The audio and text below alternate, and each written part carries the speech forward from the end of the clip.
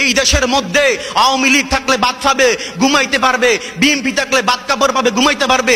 কিন্তু জামাত ইসলামের মতো যদি একটা দল ক্ষমতার মধ্যে আসে, আল্লাহর কসম করে বলেছে মানুষ নিঃসন্দেহে ঘুমাইতে পারবে না, তারা ঠিক মতন খাবার পাবে না। কিয়ামতের আগ পর্যন্ত মনে রাখবেন জামাত ইসলাম ক্ষমতার মধ্যে আসতে পারবে না।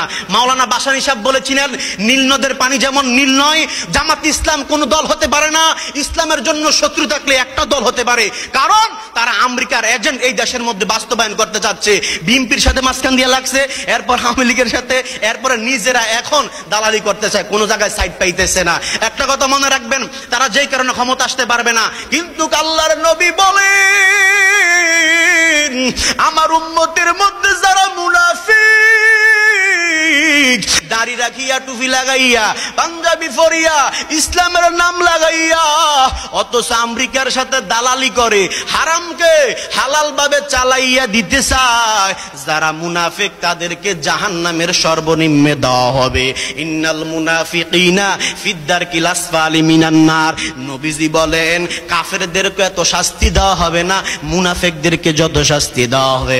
আজকে এই জমিনের মধ্যে মুনাফিকের অভাব আছে না নাই?